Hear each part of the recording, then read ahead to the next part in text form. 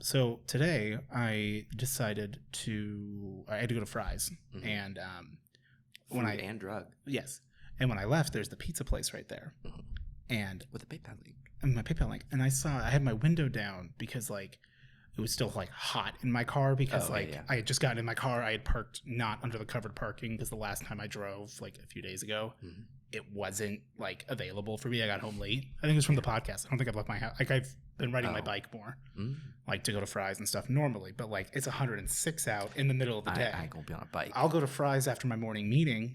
Right. Where it's not too bad. And like I just leave my morning. bike outside next to the trash can and I go run in and grab my Monster and come back out. I don't go to the gas station one because like, do you know how easy it is for someone to take my bike and throw it in their pickup? Oh yeah. I trust it out there. They got to walk across the little bumpies and then the street. Someone will see it. Yeah, because it's like and assume it's their bike. You're right. Mine still has like my NoFX sticker, my RedactedASMR sticker. Yeah. From like Brandon's bike is super cool if you've seen it. Oh yeah, all the stickers. Yeah, I remember when he bought all those stickers. Yeah, he bought those like books of stickers because he went through that sticker phase. Yeah, he went like which we all kind of have a sticker phase at some point. But the thing is, it's not a phase. When you're a kid and you have your sticker phase, like I don't know if this is for every kid, but you have that weird phase where it's like you get sticker books, but then like you don't want to actually take any of the stickers out. Yeah, like I had the Pokemon ones, and I'm like, I don't want to. Like this is like a Pokedex. I had Thomas the Tank Engine ones, and I was like, I'm not removing these stickers. No, absolutely not. Because I took one out and I stuck it on the wall, and then realized that was not what I should have done. Because it's also now gone. It's gone, and then I couldn't take it off the wall, and I'm like, I just lost the sticker, and I'm going to get yelled at. This was a mistake.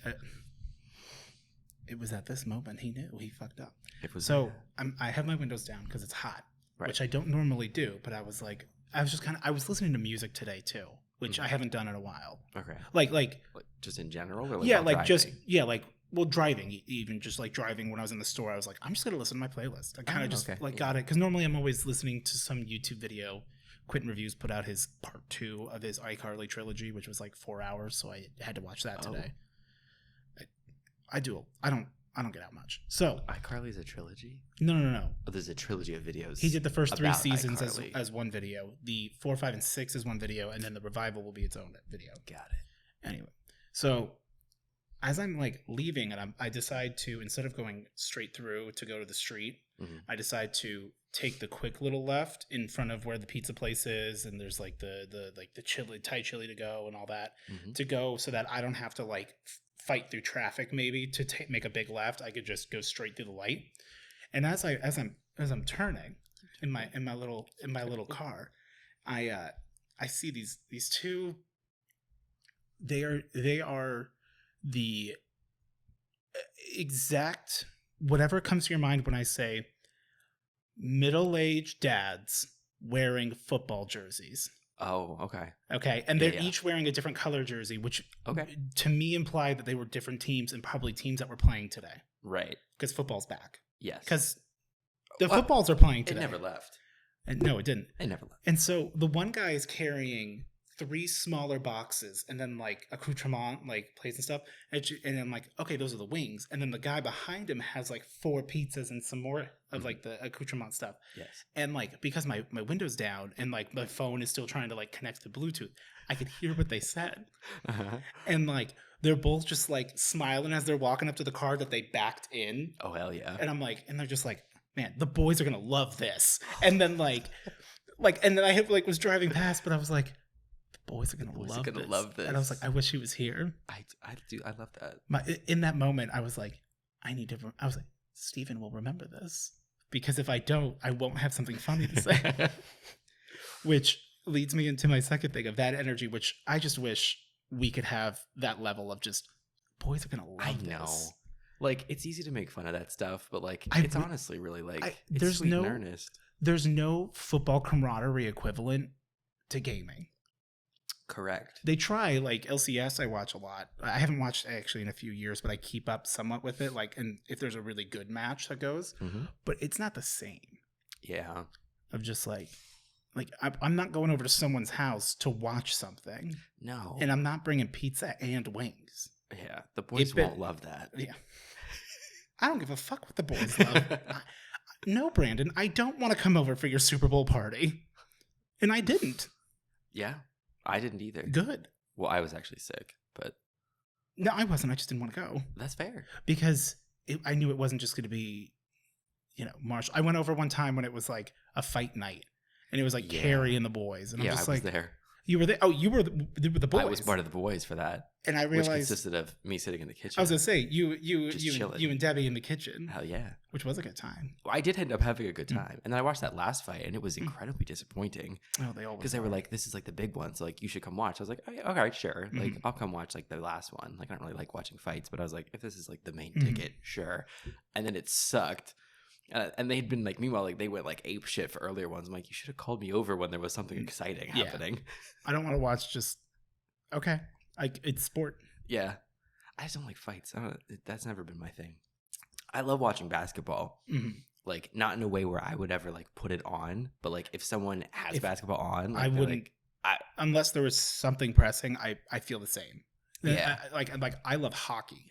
Like what you wouldn't know. Hockey's also good to watch. You look at me and you're like, Steve doesn't like hockey. I'm like, oh no, I fucking love hockey. He likes golf. He was in the PGA I do like Tour. golf. Yeah, and apparently I am too. I need to just man up and buy a set of clubs per Leon. Well, because he wants to go golfing, and I'm like, let me use your clubs. He's like, no. And I was like, it'll be a mitzvah for the day. Come on. And he's like, why don't you go rob a woman like I did? Oh my god. Which I mean, I wouldn't put it past him. Well. He's like, you can go to a pawn shop and get them for real cheap right now. The economy's in the shitter. And I'm just like, Leon, please, the people need to buy meat and you can just let me use your clubs. Yeah. As I was driving here today, just now. Yes. But nary a moment ago, on my way here, there's a car, a sedan, and I see a bumper sticker. Or I think it may have been a window sticker. It doesn't matter. The same energy. Yes. And I normally don't pay much attention to people's stickers because it is a battle for me to decide to put a sticker on my car. Like I don't know why I have a weird hang up about it. Like, I would never. I hate the thought of it. But I would put like just one. And my mom was like, you can't put an ASU sticker on it. Well, now it's because I didn't graduate, so I can't, represent. But you wouldn't. But before I did give them money, and I still owe them money. And they'll let you know about that. They have. They've been trying to reach you about your tuition's extended warranty. That's basically when I get the email. I get an email like every semester, and it's almost like monthly of like an updated FAFSA report where for the last 6 years they go, hey, you're no longer eligible for financial aid. And I'm like, I'm not asking. And they're like, we just want to let you know. And I'm like, don't. I didn't ask. I don't want to know. I already know the answer. Your emails haven't changed in 3 years. And they're like, but your address has. Like, what? So as I'm driving, I see this car, and I had to take a double take because I needed to know what it said. And it's, I kissed the milkman and I liked it. And then I see the woman who's driving, and she's just having the time of her life laughing while she's driving. And I'm like, is this like I kissed a soldier and I liked it, army wife, but for the milkman? I'm like, is her husband a milkman? Is he a conventional milkman? Does he work in dairy? All these questions. And in this brief moment as I pass her, because I'm going 70, because I got places to be. Got places to go. I don't know how joyous she is. I'm over here listening to how Hollywood has ruined child stars. Right. On YouTube via my phone. Child star to flop pipeline. Yeah. And why it's really fucking with fucked people's. Up. Yeah. But more importantly, this milkman thing, because I'm kissing milkman. I immediately go, Stephen will remember this. Because if I don't tell myself I need to remember it, I just won't. But I'm like, I really hope I don't forget about the milkman sticker before I get there, because it's real easy to just get sidetracked. But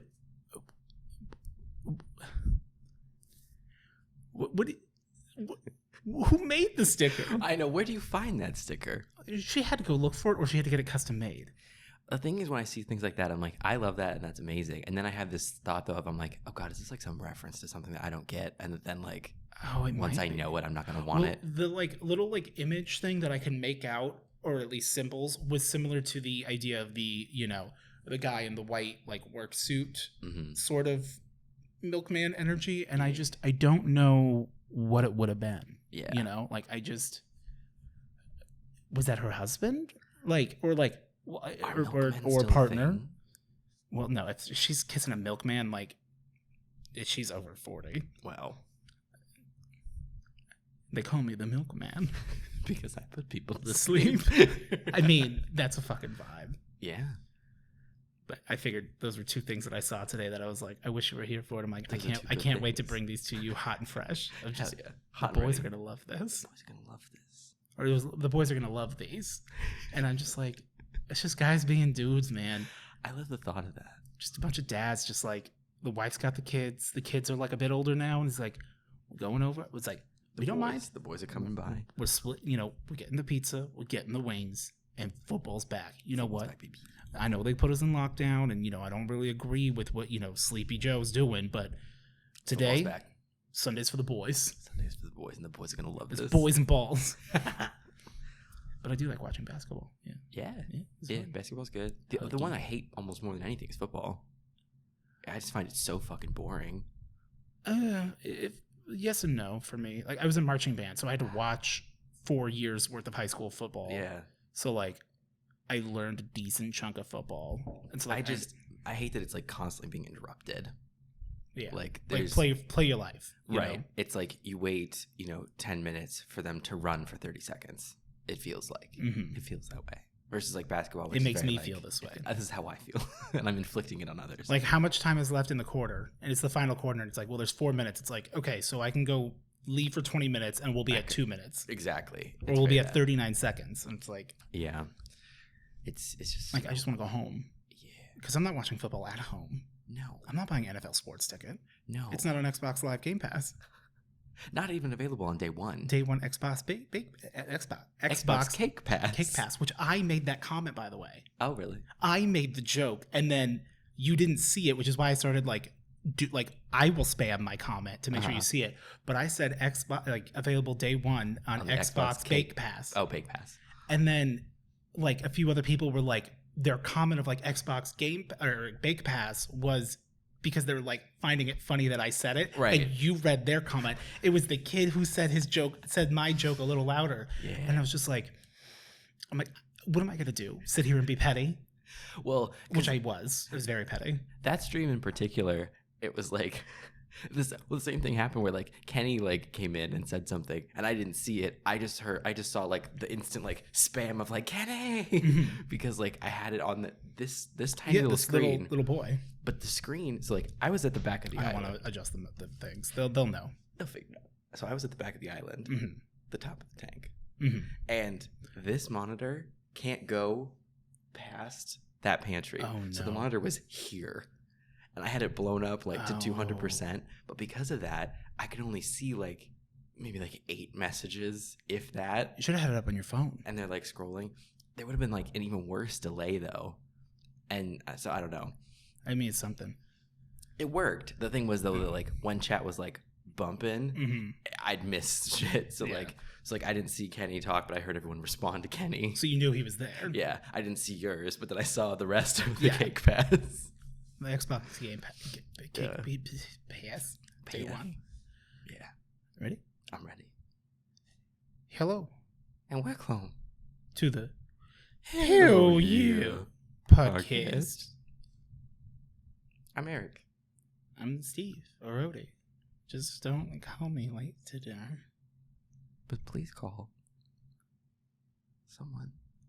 I just get really tired of having the same routine. I wake up, I walk into my office, I sit down and clock in for work.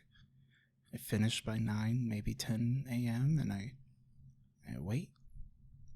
And then, when I end up at the end of the night, click end stream and I see the reflection in the black monitor look back at me and say, all right, Zooks, let's go to bed, and climb into bed and take a moment to realize that it gets better.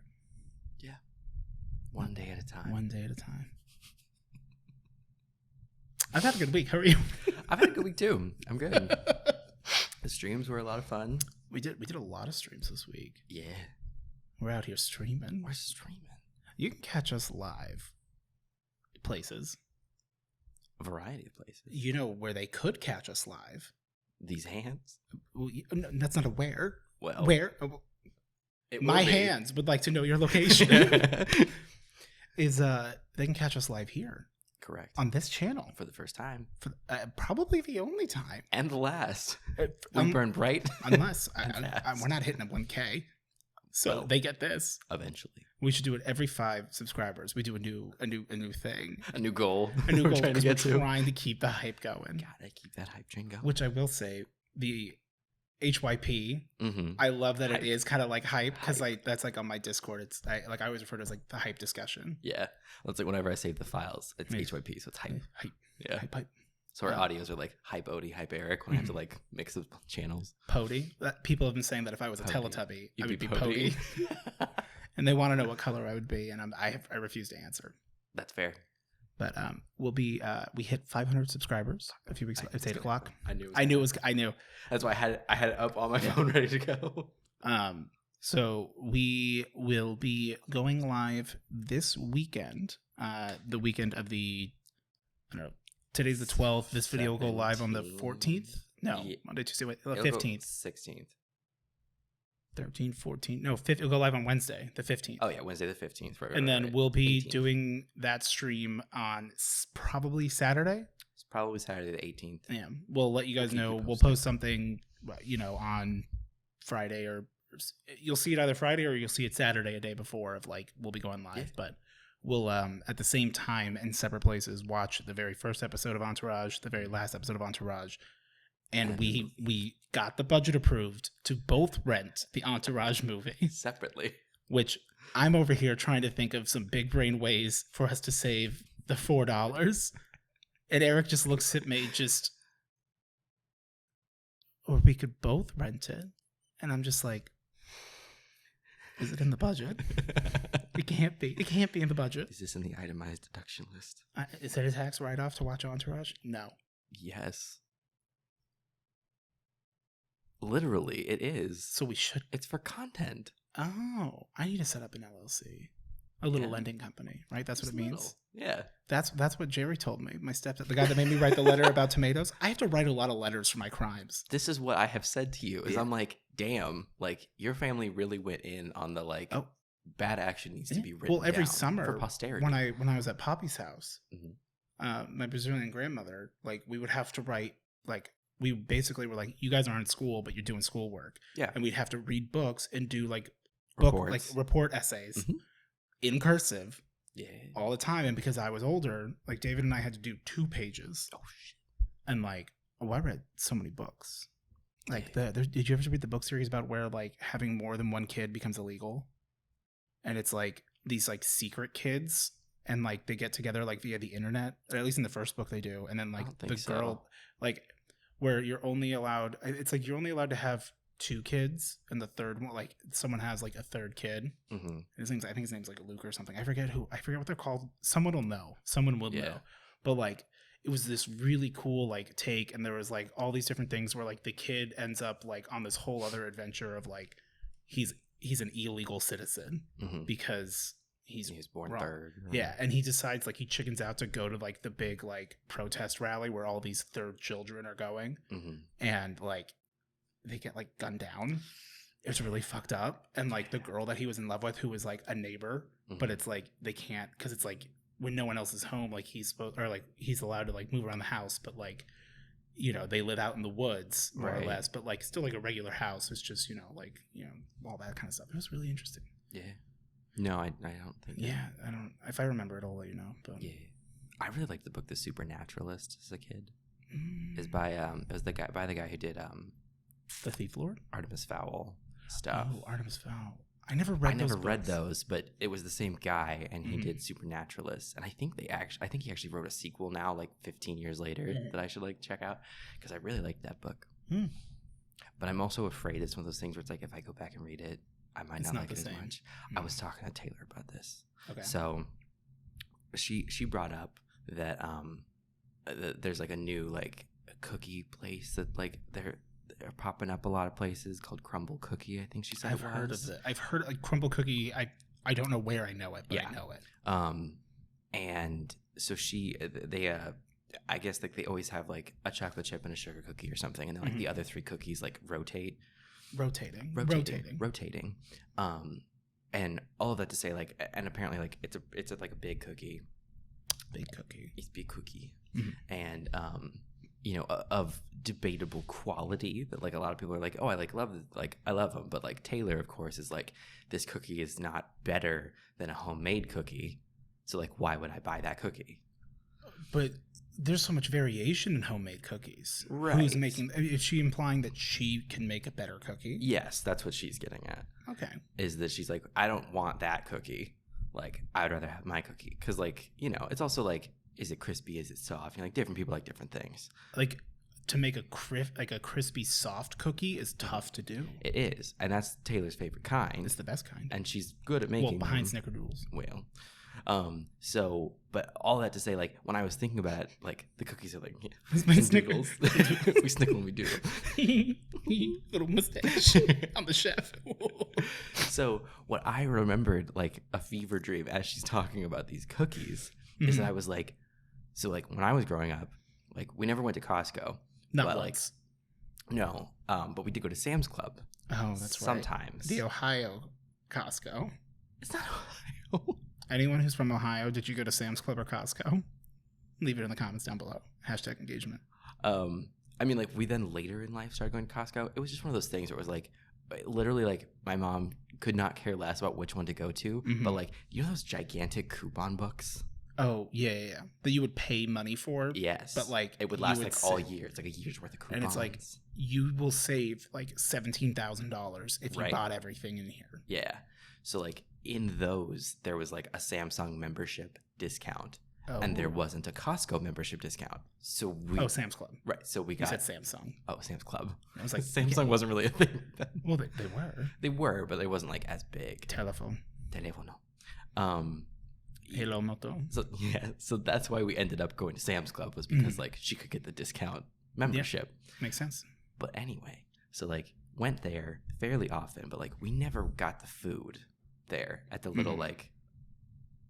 You couldn't call it a food court, but like the little restaurant, if you will, in the front of a Sam's Club. I'm thinking of like the warehouse style, like they have food, go get it at Costco. Right, like it's the same thing as like Costco, where like they have like a little thing where you can like go up and get like the churros and the ice cream and the pizza. Oh, Sam's Club has the same thing. Costco has churros. Yeah, so Sam's Club, because they're literally identical. It's just one's red and one's blue. Yeah, but I like the blue pizza. Wait. That's Sam's Club. No, I like the red pizza.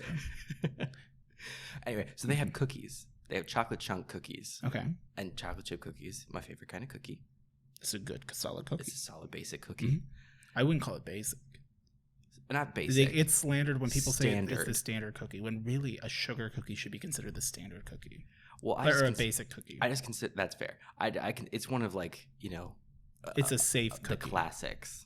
Like you can go anywhere and you'll find a chocolate chip cookie. You go into Subway, they're gonna have a chocolate chip cookie. Mm-hmm.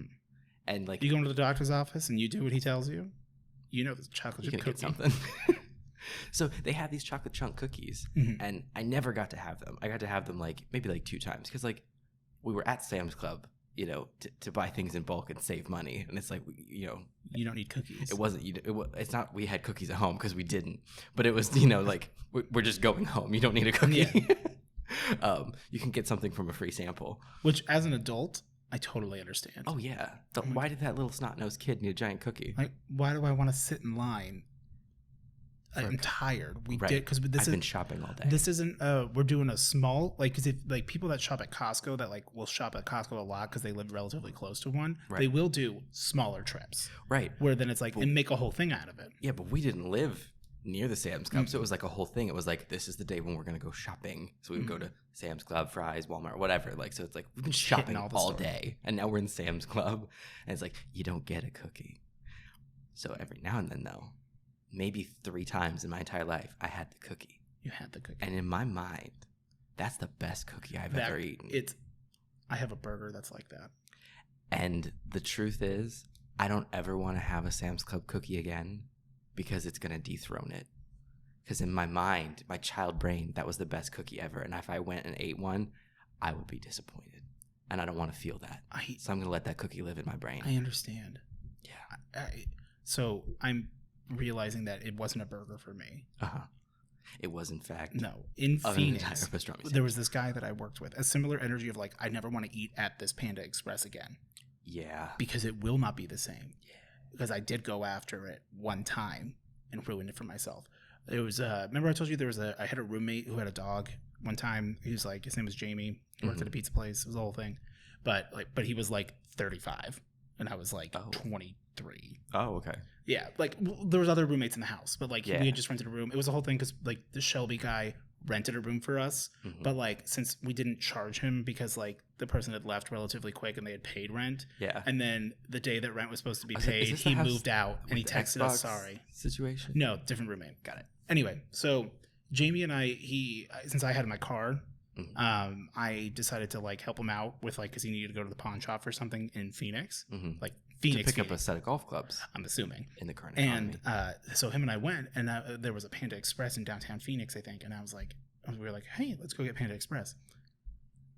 They must have like cooked it just right. It was like as fresh as it physically could have been in terms of like getting like orange chicken and stuff. Out of the walking into your mouth. Yeah, like we sit down to eat because we decided to eat there, and I'm so glad we did because we both just started eating, and I go, "Is this like really good to you?" And he's like, "I've never had it this good." Like we felt compelled, and we did go up and talk to them, like and let them know, like this is the best orange chicken I've ever had in my entire life. Granted.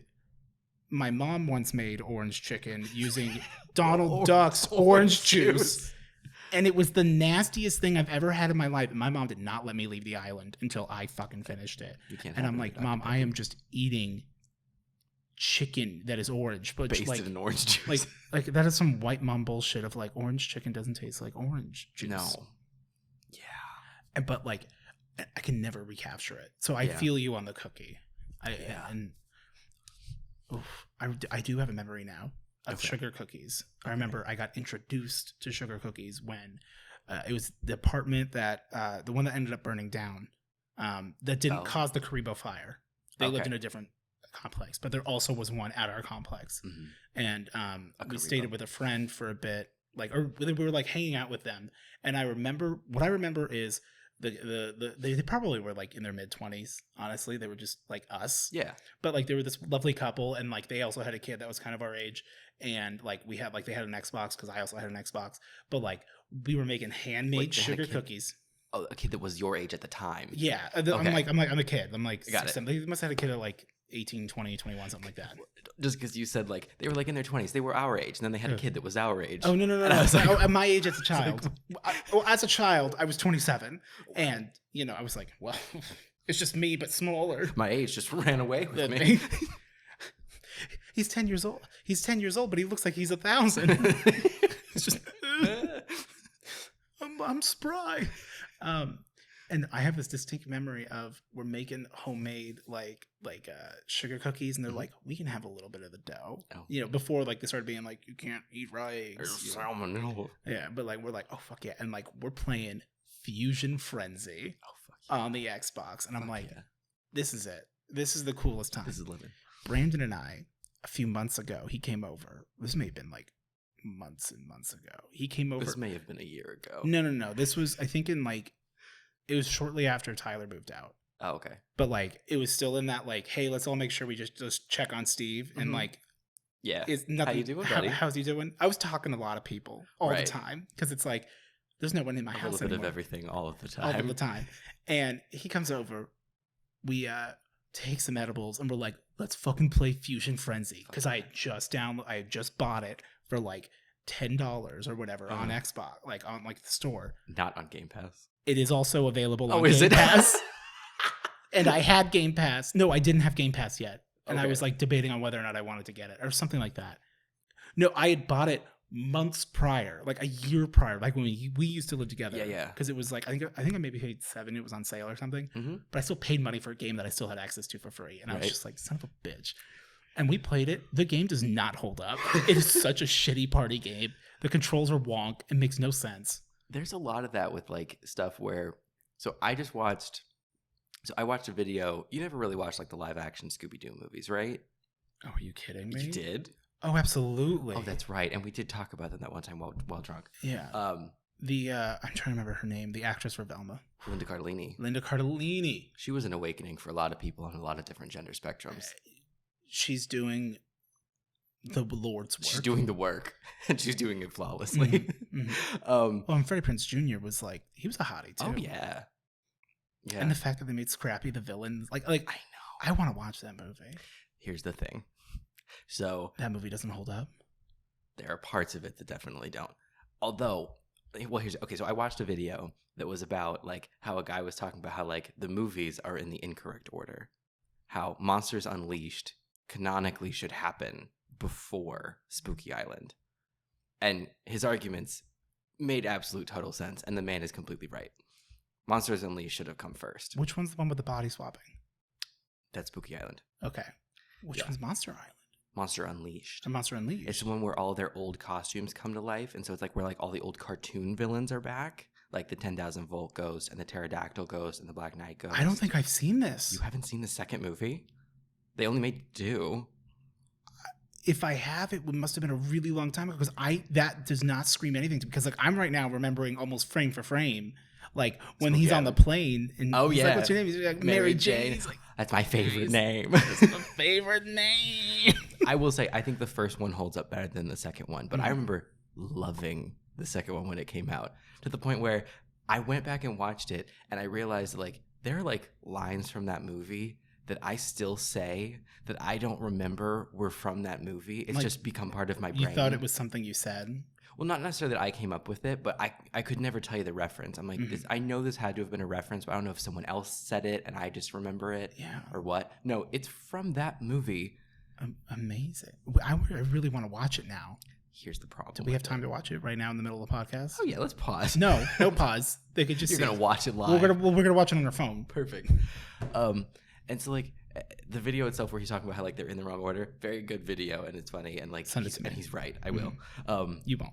I know I will. I sent it in, like, a Discord chat because I had to tell someone about it. I have this other video I have to show you as well that I was meant to show you before we started the podcast, so we'll have to do some swaps. Yeah. So watch that movie, and it's just one of those things where it's like the movie fundamentally still works. Like, so I watched the second one is what I'm getting at, because like I had seen Spooky Island fairly recently, but I watched the second one and I was like, I remember loving this movie when it came out, and then I'm watching it and I'm like, a lot of things about this movie did not age well. Like, and I'm not talking graphics. Oh, you mean like the plot points or like the lines? The lines, like some of the things where it's like. Just some of like the, just some of like the very like, this is clearly early 2000s sort of like go-to like movie things about like gender roles and like things like Gus that. Johnson did a really funny skit about like making an early 2000s movie where like I feel like it's all the same points. And very, you know, like guys don't talk about feelings and like that's a plot point. And like Freddie like being willing to say he's scared is like really important. I mean, he's wearing an ascot. Not in this one. Oh, he hasn't found himself yet. Which is why it should come first. But we're gonna need to test this theory. You need to watch the video. It's I'll send it to you. How long is it? His video, like 20 minutes. Good. Yeah. I don't want some sub 10-minute trash. No. He goes in, and the whole time he's pretending he's trying to find his Daemonitis, which is the little like pyramid thing from the first one that makes them swap bodies. Oh, okay. So like that's a running joke that happened through the whole thing anyway. But anyway, yes, like I watched that movie and I was like, I still like this movie and like respect it, but I'm like, this aged better in my brain, because like my brain didn't remember like those stupid lines. It just remembered like the beats of like, I love this movie. I love the way this movie's cut. And so so watching it back, I was like, ooh, I kind of wish I hadn't, but like I'm glad I remember parts of it now. So but yeah.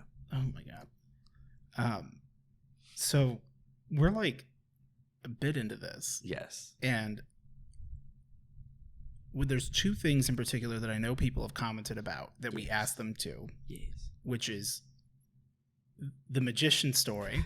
The magician. Yes. Which is, it's going to be ramped and vamped to all living hell because we had to live it.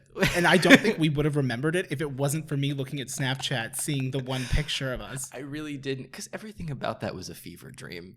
It was not. And my mom apologized to me, which is the best part, because I was so excited. You really were. You know, we're gonna talk about it, and then we'll get into question time. We'll save Operation Raccoon. If we're feeling it in the questions and you want to go off, go off. We'll feel it out. Okay, so we'll do this and then we'll do quick wit. We'll try to be fast. You get no answers. That's it. So my mom for a birthday decided to get me a gift, which was really cool because it's not that my mom doesn't get me gifts, but like, you know, we always grew up like as strugglers and whatnot, you know, so it's like I don't expect much. I don't want much. Right. I don't take gifts well. Unless it's by force. And, but I'm also like incredibly appreciative and all that good stuff. You know, my mama raised me right. Sometimes. In some avenues. And so she goes, hey, I bought, like, I think I want you. And she's like, you can take a special girl. I went with my friend Eric. I forgot that part. Well, cause I was still like, Ari and I had broken up. Right. And like, so it was like, I hadn't really dated anybody. I mean, my mom wasn't really aware that I had my like whole like sexual renaissance period and whatnot. But I was like, I'm just kind of in between stuff. And like, that's not a big deal. Like I got a lot of stuff figured out. I'm like, I'm hungry for Hot Pockets, Mom. I don't got, you know. And she goes, I got you these tickets to the Phoenix Orchestra. And it's, you know, a magical night, Harry Potter. Yeah. And the way that it was built, it was music from Harry Potter. From one of the movies, right? Or no, it was from just all of them. It was a medley. Yeah, it was a medley. And like what I took that to understand, and even when you looked at it, we believed it to be, was that it was going to be something where like they'll have like a big projector or something up, and it's going to be like these iconic scenes and whatnot, these medleys where they'd have like you'd get to be in the world of Harry Potter. Yeah. Because it was a Harry Potter medley, a magical night. Yes. And Harry Potter was involved. It was, I would go so far as to say, it was billed as the main function of the event. And there was a side note saying that there was also like, you know, a magician. Yes. Well, and when it was like with the magician, Michael Grandinetti, I was like, that's what they're calling the conductor. Oh. That's what I had originally thought. Because I'm like, how cool is that? You know, like the magician for the night. Right. Which they should have said wizard. That's why I fucked up. And I didn't. But like, because why would I? And I thought when I read it, when you like sent me the ticket or whatever, I was like, I thought that it was like that there's going to be like a magician. See, I thought like an opening act. Yes. Or like literally like one like out in like, because like the symphony hall, like they have and they do like the what is it, like interludes or whatever, like the intermissions. I thought that was what it was going to be. That's like when the orchestra is like not playing, like, you know, like that before and after, like that was going to be. There's going to be like a story thing or something, and like a little silly and fun. Yeah, this is not what happened. Do you remember the fan blades? I remember the fan blades. You're already crying. I remember him desperately struggling with like the lean the body rig. It was so bad. We knew not what we got into. Oh, we go in it to the point where just Michael Grandinetti immediately is just, no, never again. And look, you can look him up. He had like, he was on TV for stuff. Like, he's actually fairly successful. He has like awards because like it literally said, you know, like at the bottom it was like he's won like the best magician. Yeah, which like was then when we realized, oh, this is like a real magician thing. Like, I wonder how they're gonna do this. But even then, I still thought like, oh, okay, so like, but he's like, not the main event. So it kind of came out that it was Michael Grandinetti, and there's an orchestra with occasional backing from the Phoenix Orchestra of some Harry Potter, because it wasn't all Harry Potter. No, because they also had all the songs they played, and there was only like three or four Harry Potter. They did like Hedwig theme. This was a Getcha Gotcha on an operatic level. I mean, I will say, to his credit, and also not to his credit, like, since this was a Michael Grandinetti show with Harry Potter accompaniment, they did not give him proper top billing, but I believe that was on purpose to get more people to come. Correct. If I would have said, hey, I got tickets to see a magician. Well, you would also hit me. Well, I would have gone, but I would have perhaps gone in with slightly different expectations. Maybe I wouldn't have gotten dressed up quite the same. We felt like I think we wore like button ups and like we were like kind of like we're going to the orchestra having a bit of fun, you know. Hall. We took a picture and like we didn't take Snapchat pictures, but like we were just like, and we're cheesing in the picture. Right. It's dumb. We're just and like shit. You know, it's like this will be fun. Like it's a fun way to kill. Like it was like a Saturday night or something. Like you know whatever. And like because I was like I'm not gonna find someone. I'm like I'd rather just like go with someone I'm gonna have fun with. Yeah. And I remember you and I sitting there and just being like, okay, like the music starts and it's like, oh, okay, cool. Okay. Like they did the big like, wait, was it the Hedwig theme one? I think that's that one. Yeah. Like, you know, it's like, oh yeah, Hogwarts. And it's showing clips. And it's showing us some clips and we're like, this is it. Fuck yeah. Okay. And then it's like, oh, and then we're going to take a little break. Like it was like, and like as the music died down, Michael Grandinetti makes his big entrance and we're like, right. Oh, okay. So they're going to do like a little bit of a both. Back and forth. Not really. No, not that I remember. Or if it was, I'm in a haze. There was not much fourth in this back and forth. No, it was him, and I can still picture his big fucking dumbass forehead and that big fucking smile, and like he was like desperate and he had smile. I think we looked, and he had tweeted that he's like, I hope you're ready, Phoenix, or something like that. It was just like, well, and so and before we went to this, I had actually been to the symphony fairly recently with my sister and her husband, and it was like a video game medley one. Oh, that's cool. And it was really cool. And it was what we were expecting the Harry Potter one to be, in the sense that it was like, you know, clips like running background on the thing, and it was just like moving from song to song. It would be like Final Fantasy and then Halo. And because then, like, a lot of people like don't think about how like a lot of original video game OSTs like are orchestrated. Yeah. And like that no, it's a totally valid setting to hear all of it. Like the music's good. Really cool. Like, you know, mom would never get it. Like actually my parents did go. And they liked it. And they did like it because like it's just good music. Yeah. Like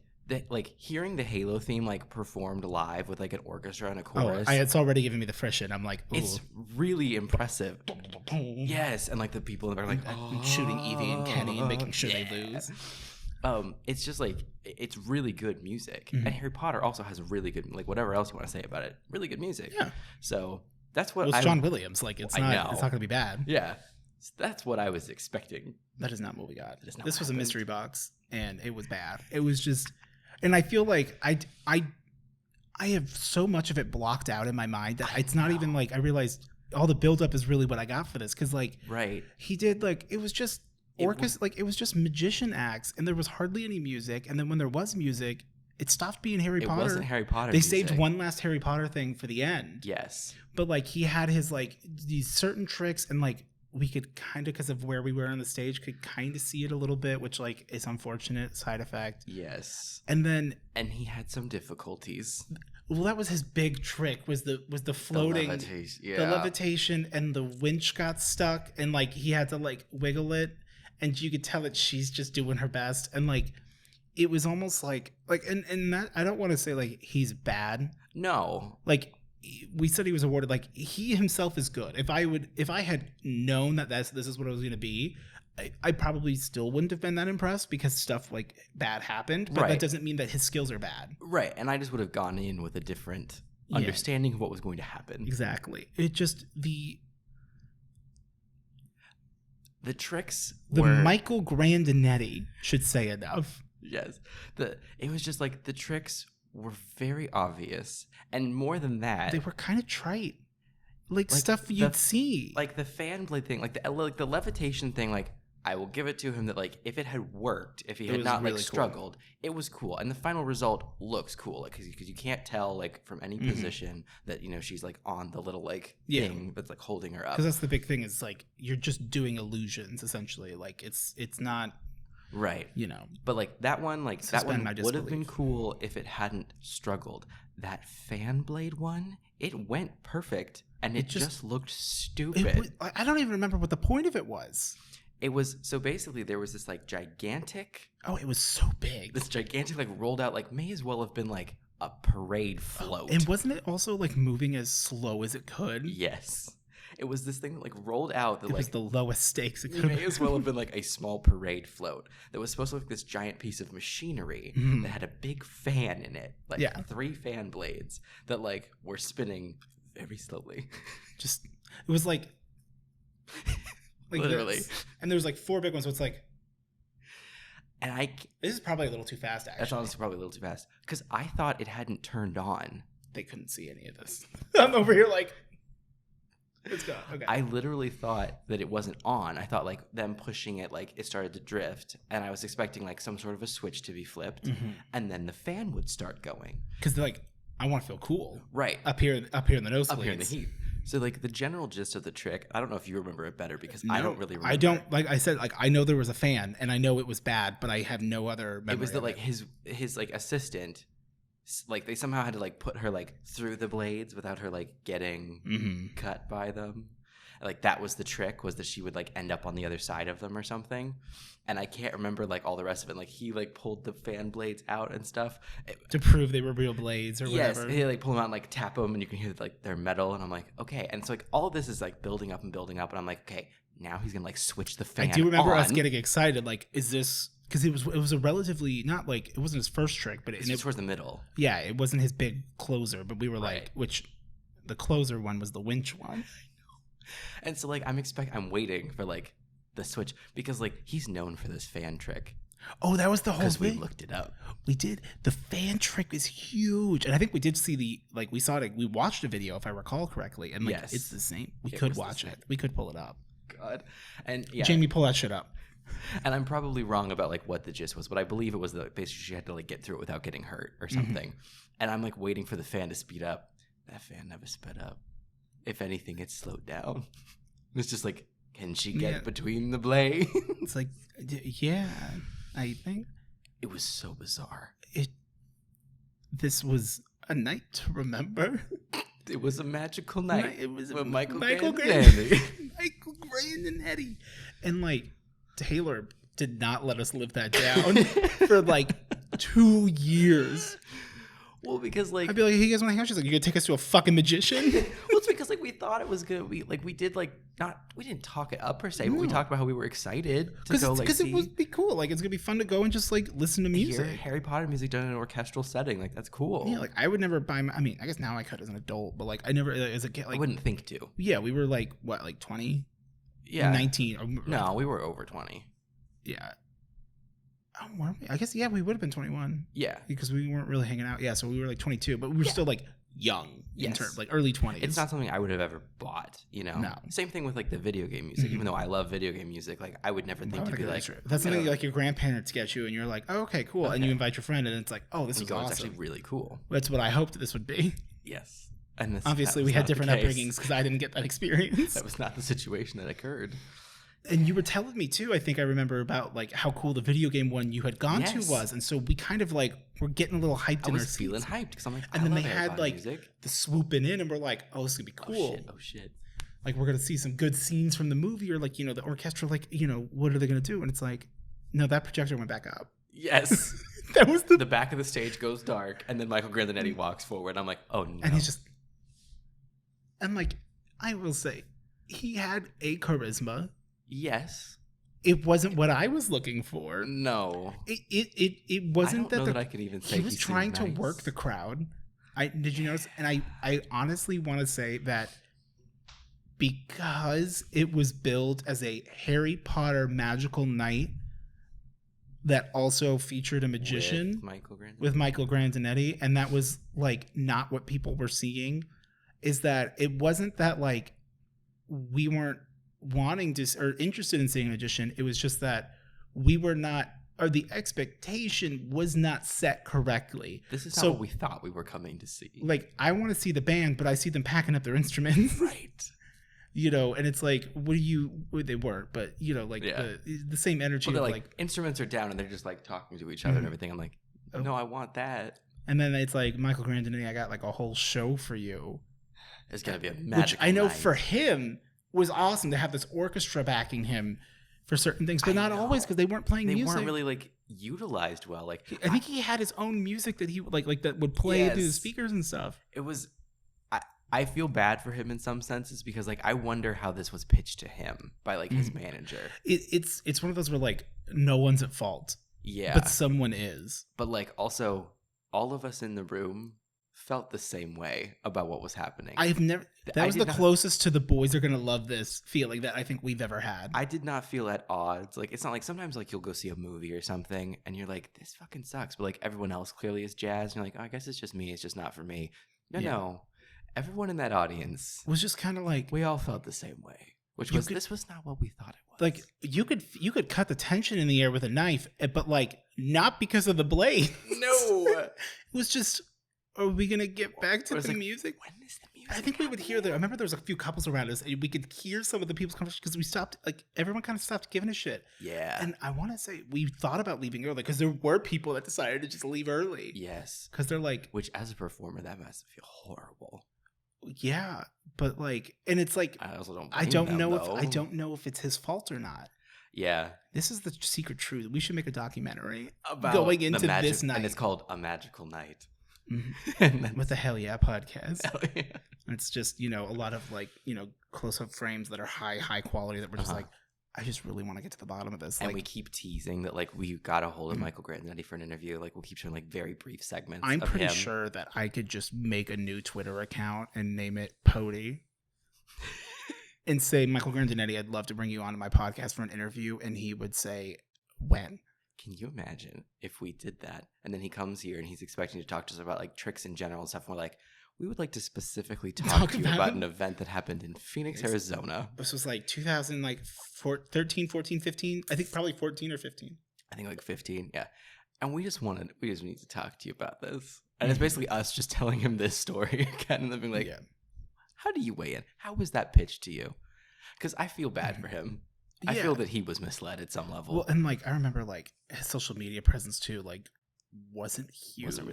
It wasn't really there. Which like granted, who am I to fucking say anything at the same time? But also like, it just was terrible marketing. It was bad. It wasn't what it said. Things should be what they say on the box, and it was not. It was not. It really was not. To everyone's disservice. Everyone will remember this. Like, I would love to meet people that also were there that night. I know. To ask if they, like, how much they remember. How did you feel about this? Because there's somebody. How many of you went out there and got those $10 drinks so that you could I want to talk to the people that got, like, front row tickets. Yeah. Because some people probably did really like it. Because I wonder, because we were so far away. Mm-hmm. Maybe that fucked up some of it. Maybe like some of the magic is gone because we kind of had a bit more of like a upward angle a bit. Yeah. But like, I've just never really been big on like magician magic. Yeah. Well, like there's some cool shit. But Chris Angel Mind Freak fucking slabs. Have you? Do you know how he does the cup trick? The cup trick. He'll like someone has like a little styrofoam cup of coffee and he's like, he goes. And he, like the cup's floating, and you're like, "Oh, it's because he jams up his thumb in the hole." It's such a stupid trick, but like as a kid, it's like, oh, there's 10-year-old Odie just going, "Oh my god!" My only memories of Chris Angel, Mind Freak, as a concept is he was like, so like he had some like show, I think on Discovery or something. Oh, and. I think it was called Chris Angel Mind Freak. Well, Chris Angel Mind Freak was on, I think, A&E. Okay, maybe it was A&E. And then that makes sense because like my mom always watched Law and Order. I think so. And it was, and I want to say, oh no, it may have been on E. Oh, because I want to say it was like because Girls Next Door used to play after that, from what I remember as a kid. They may have been on different channels though. We had cable when I was a child. The porn was on last. Yeah. So it was just a weird free trial that we got though. I don't know. They do that sometimes. I don't know where that showed up. So you're getting in trouble though. But the only thing I remember about Chris Angel Mind Freak is like there was some commercial where it was plugging like a lot of different shows. Like it was a commercial about a channel. The ones about like the channel. And at 6, you'll see this, and at 7, those tropes. Kinda, but it was like a little more like done up. So it was kind of like like when they'll do it's like promos. Yeah, but it was kind of like it was done like to be seamless, sort of like back when we were kids, like they would do like those like clips together like segments when they would be like, this is why, like at the beginning of a movie when like you'd get like a VHS, and they'd be like, this is why you should get stars, encore or whatever. Oh yeah, and it's like big old compilation stuff. Yeah, it would where it's like really and quickly then you had switching to from run show to because show. you knew back when they made the DVDs, and you know that it's like the as loud as it possibly could be because Yeah. So it was one of those, but like it's one of those ridiculous things where it's like they're advertising the channel on the channel. It's like, you already got me, I'm here. Yeah. But they want to let you know that there's other stuff too that you might like. Yeah. But we were watching it, like me and my mom, like we weren't like actually like watching it, but we were just like in the living room doing stuff, and she just had like Law and Order on, so it was A&E or whatever.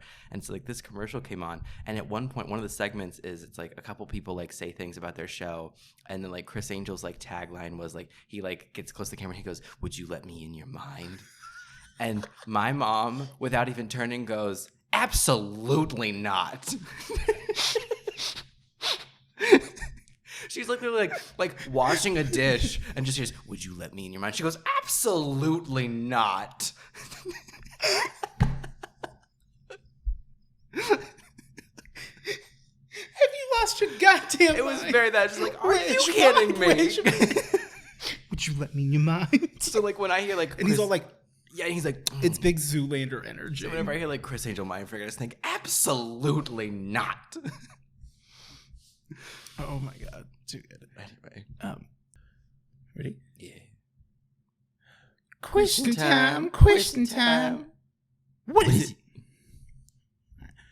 The question time is brought to you by you. When you make comments on our most recent upload, and their questions, we answer them. Yeah. Tell them about the sponsor. Our sponsor. Tell them what they're going to win today. On the docket today for winnings, we have... Is it just most recent and you just keep clicking? Fish sticks. Fish sticks. A lifetime supply of Norton's fish sticks. Oh. Not that Norton. Norton down the street. Norton down the street? Norton down the street's fish sticks. That was good. Do you write for a skit show? I sometimes do bits. I don't know, but that was good. Like you bits. actually kind of got me on that one. Like, but not that Norton. But not that Norton. It's like Kenny's boobs. 4 hours and 16 minutes into that stream It's when Kenny's poop. is when Kenny's poop happens. That was so funny. It made me throw up. It was so good. Okay, so question time is thanks to viewers like you. If you got a question that you would like to hopefully have answered, then leave a comment down below.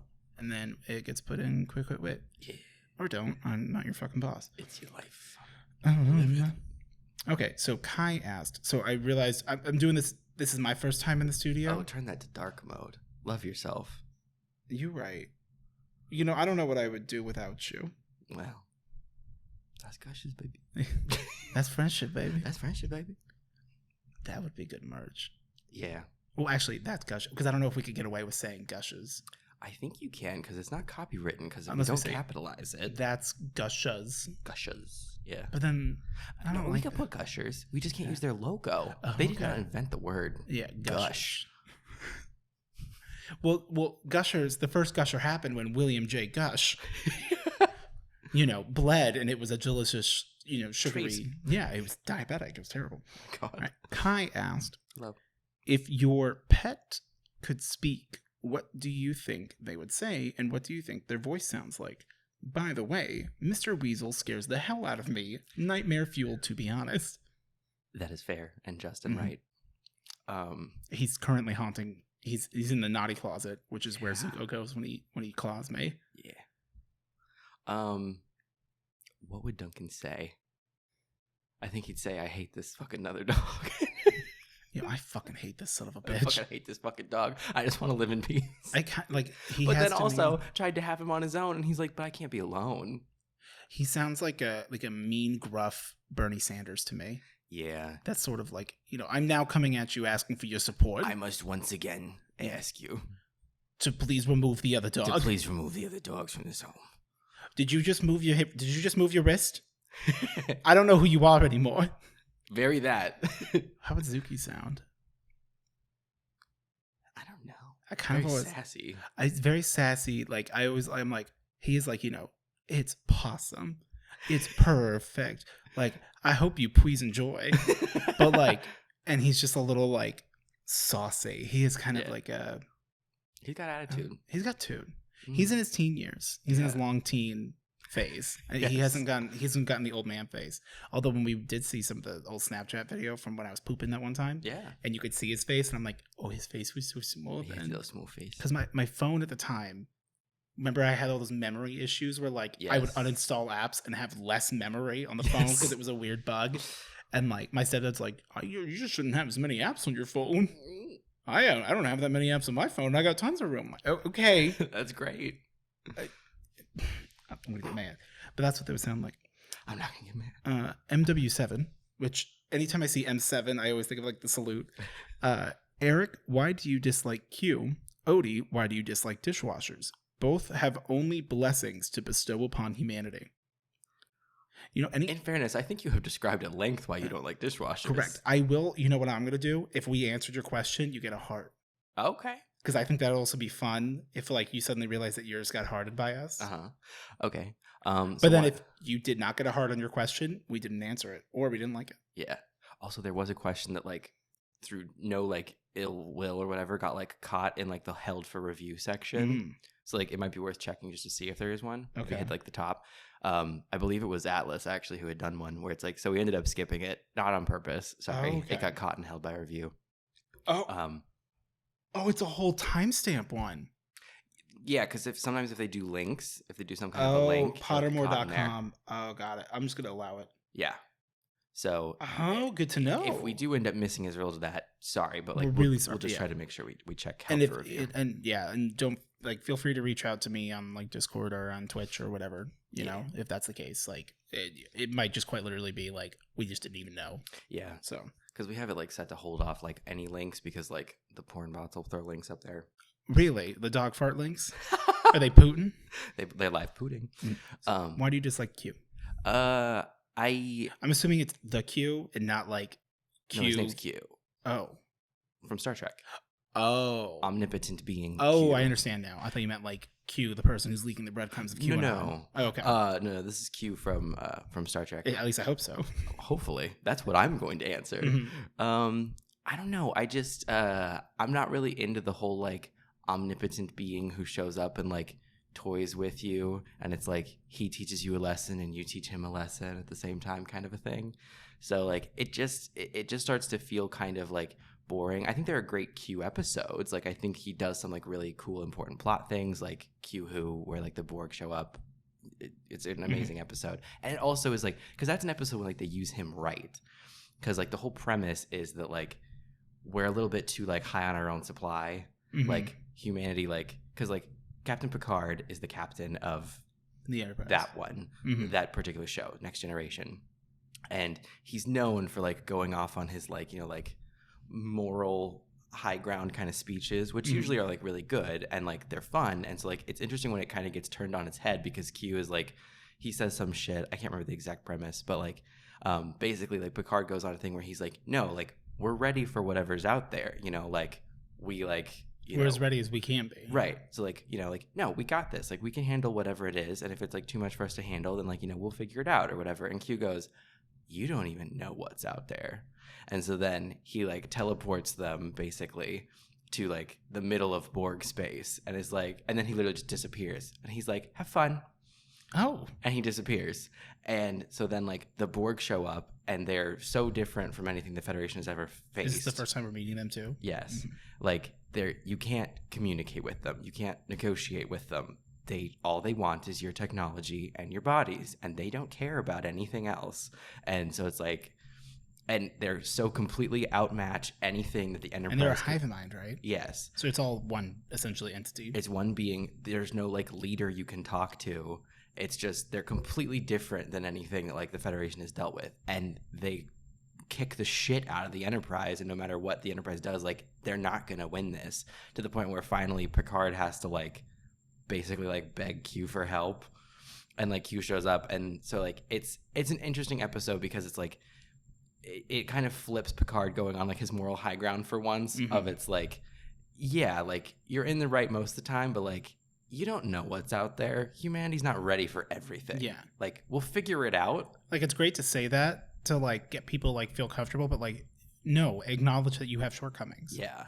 And so that's a cool use of Q. And actually like later they then tie it in that he did that and he wasn't even doing that like to like it's kind of like beta canon, but like what's implied is that the Borg were already coming for Earth eventually, but it was going to take them a long time to get there. Like giving them a head start, right? Or giving the humans a head start. Yes, to know like they're coming. Here you go. Like the Odiepus in Animorphs. Okay, where he'll show the kids a vision, and he's like, you have two choices. You can either die in this fight right now, or I can like take you and some of your loved ones and some of the culture here and go bring them to another planet where they can like live and thrive, but the rest of the world will get destroyed by the Yeerks. And it turns out the Illuminist was never going to give them this deal, but like the bad future they were going to see was a vision and of telling them, showing them something that like, hey, I can't tell you that they're building something in this building, but like this building now has something strange on it. Yeah. Like I'm helping you guys out and also giving you enough time to figure out an escape route. Like, yeah, because he can't pick and choose sides, but he does. It was like it's same energy. I feel like is that like, yeah, I'm showing you this. Like it seems like I'm just torturing you just because I find it funny, which is probably a nice fun side effect. Well, and there are other episodes where he basically is like fucking with the crew, like just for fun. Like the one I watched. Which one did you watch? Was that Q, the one where like they were in like a nightmares? No, that was the Thaw. That's a really good episode. That's Voyager though. But like most of his other episodes are very kind of like, because he's like he's a person who doesn't have to have any like set morality because like he is omnipotently powerful basically, and like especially in his earlier stuff, like he fully abuses it because like why would you not when you have no moral compass? And so a lot of it is very much just like fuck with the crew because like it's fun. And then like later it's sort of implied that like he develops a soft spot for humanity like through Picard and everything. And so then it's like his stuff becomes like less just like fucking with him for fun and very like it feels like it's fucking with him at first, and at the end it's like okay, but that's why he did it. Yeah. So Q stuff gets better as the series gets on, but like it just kind of annoys me. Yeah. I don't like dishwashers. Or rather, I don't mind dishwashers. I just think that you feel better when you wash your own dishes.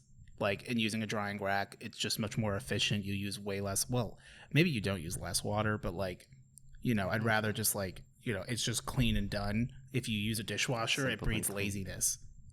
Like, I can't stand people. Like, I mean, we used to be pretty bad about it. I was gonna say this is an interesting like, it's, high horse to get on. Because it is. I am a born again dishwasher, yeah, dish rack person. Okay, did you hear my joke about the dishwasher on my stream? No, I didn't. It was right towards the very beginning. Someone was like, "You're dirtying all these bowls. Are you gonna like have to clean them by hand?" And I was like, "No, I have a dishwasher." I said, "His name's Steve." Oh, son of a bitch! And then some people didn't get it. So like, why would you name it Steve? Like, that's why people were saying your dishwasher's name's Steve. I had I didn't understand what that bit was supposed to be. Got it. Yeah. No, I don't know. I've enjoyed like because I do like washing dishes, but it's like as soon it's the whole thing of like, well, if there's no dirty dishes in the sink, then like, and there's a drying rack, it's like it's kind of easier to just I'll just like clean it real quick and put it right there. It's right now I have a sink full of dishes because I was tired and during my stream when I was like eating food and I just put it in the sink, and now that there's a dish in the sink, it's easier to just leave the next dish in the sink. And so when I get home, I'm like, I know I got to do these because like I just need to. But, yeah. Megan B asked, has what you enjoy most about your creative ventures, streaming / ASMR, etc., changed or has what you enjoy most about your creative ventures changed or evolved over time? Or would you say that what has brought you the most joy from doing these things has remained the same? It's changed a little bit for me. I mean, when I very first was putting it out, it was a lot of it was for validation, if that makes sense. Like that wasn't specifically why I was making it, but that was really important to me to hear that people like liked it and that it was good and everything. And it wasn't like me or you know what I mean? Right. That it was someone who like they had no skin in the game. They couldn't give a shit less about my feelings. And for them to say like, oh no, this is good. That meant a lot, and it still does. I love hearing that and seeing that. Like, it's very sweet when anyone comments those sorts of things.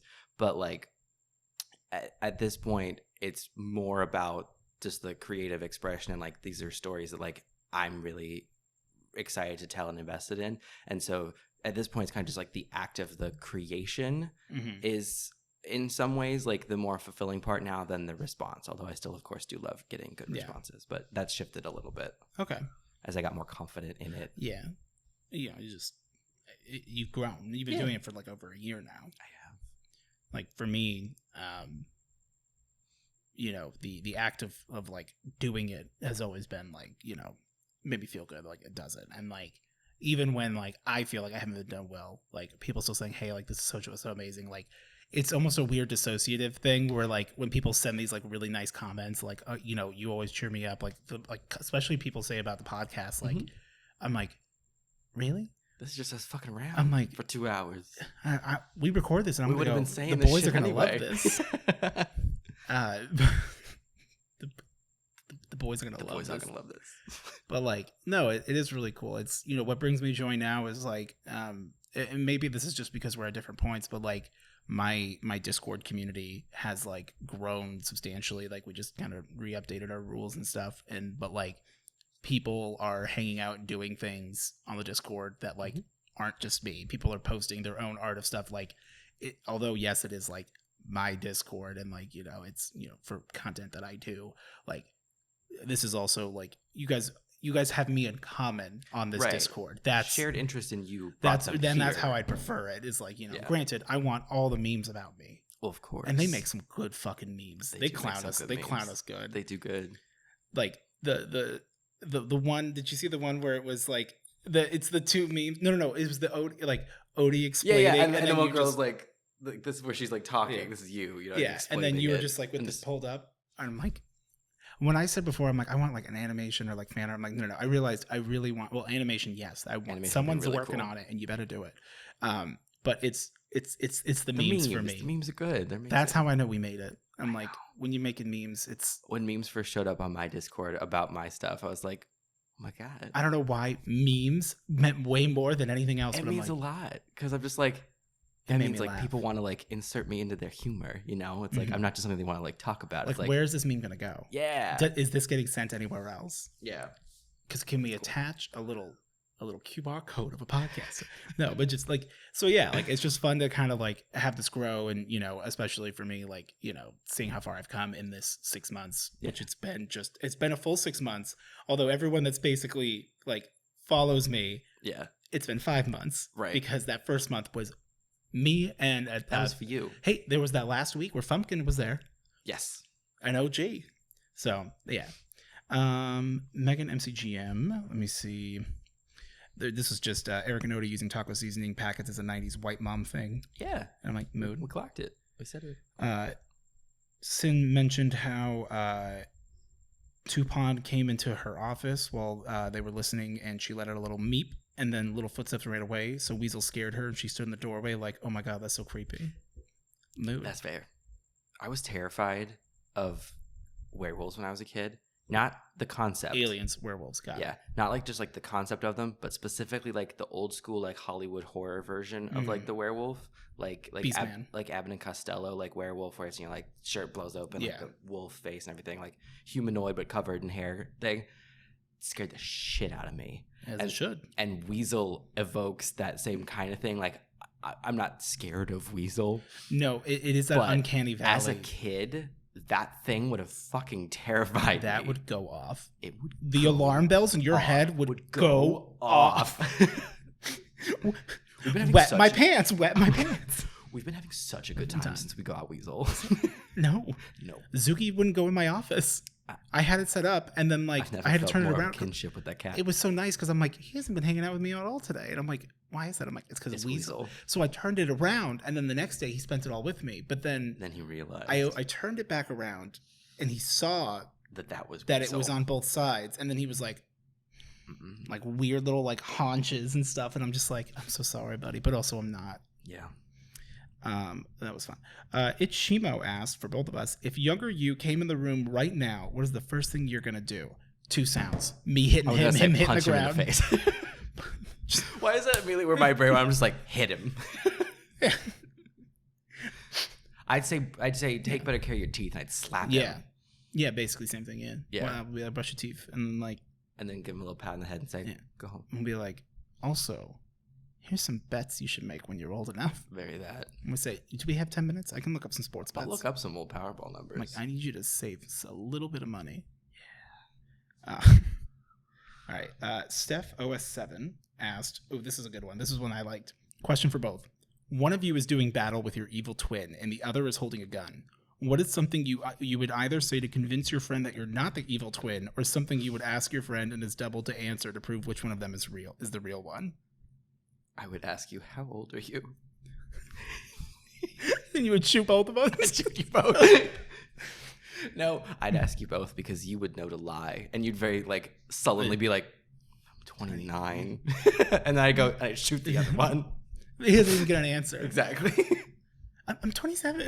Right. If they were like, I'm 28, I'd be like, no. You know what the this Steve is. I know would have been like, 29. Yeah. I would look at you. I would look at both of you and I would go,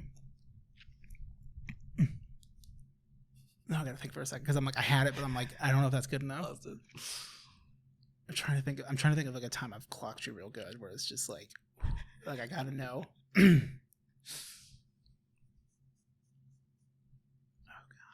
What was something that your evil twin would know? I would say, who's older, Gwen Stefani or Anne Frank? Anne Frank. And your evil twin would go, Anne Frank. I go, they're the same age. You would say they're the same age, yes. And then I would not shoot you. Yes. And then I would go, debt repaid. Oh, that was fun. Okay.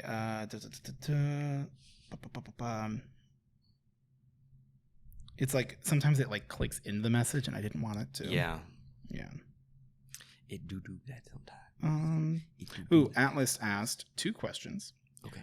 One, Odie, who do you think Eric's most like in BNHA and why? Which is Boku no Hero Academia. Mm-hmm.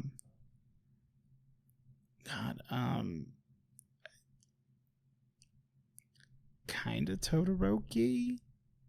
Because you're kind of solitary, but you also have you're fun. I forget the guy's name, but he's the one who turns his body into rock. Oh, that's the one that some of them say is Asher. What's his name? I don't know. I could look it up. Class 1A. It's Kiri, right? Kirishima, I think. Yeah. Yeah. Okay. But now I wanna see just because I want to make sure I say it right. Question. Yeah. Is it going to load? There we go. It is. Yeah, Kirishima. Cool. Whereas I would place myself as Kaminari, which is the one who when he discharges, he's dumb. Oh. Because they're both very fun. That's our energy. Mm-hmm. Us on the podcast is Denki and Denki and Idro. Kirishima. Yeah. Okay. Let me go back to the studio. What was the second question?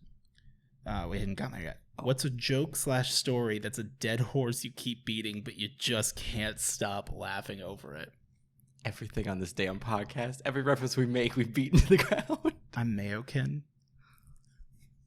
That was one, but we don't laugh about that anymore. That one truly did get beaten in the ground. It really did. I'm trying to think. Most of our things, we don't actually ever give them up. No. Everyone else is sick of them. We're not. You want to know what it is? Huh? It's the dab. Oh, yeah, that's true. It's the dab. Unironic dabs. It was never a phase. All right.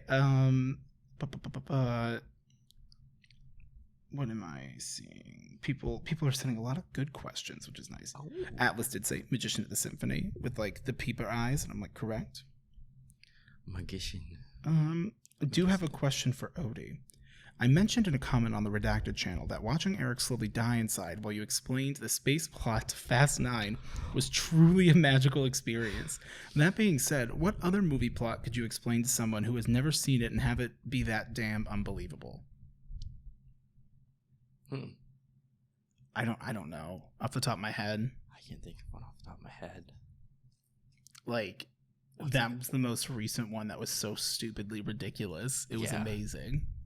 Well, that one also is like particularly like a part of what made it so ridiculous is like the framework of like if you could just tell me like a ridiculous movie, like there are ridiculous movies, but I'd be like, okay, yeah, the movie's like a joke movie though. Yeah. I know the Fast and Furious franchise is ridiculous. Yes, but in general, I know like I don't know much about it, but I know like it's about cars. This is an actual like legitimate like serious like it's not taking place in like an alternate universe. It's supposed to be like a serious like serious like real movie series. So that framing is what made it so fucking ridiculous. It was like now we go into space. And it's like, oh, it's real. I'm like, oh, it really has been 9 movies. Yeah.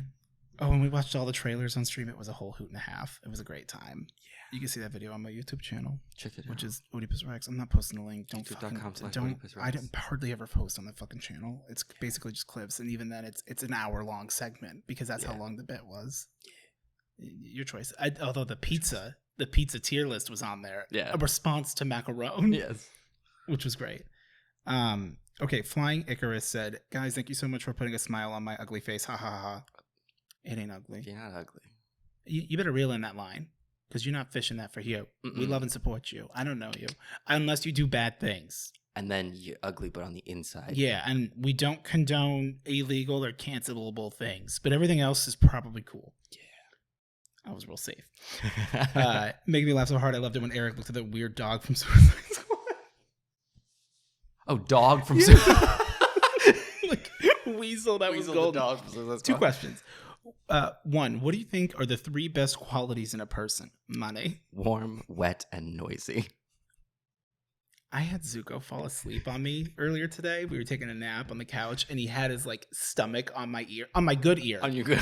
So I couldn't hear. I was like, I hope I can hear the alarm. I'm watching that car. I make it so he can't hear. He'll never leave me. Do you know how noisy his tummy is? Yeah. Or like humans, stomachs are very noisy. We have so much noise all the time. Like lay on anyone's stomach or like an animal's stomach, very loud. Oh, it's so fascinating.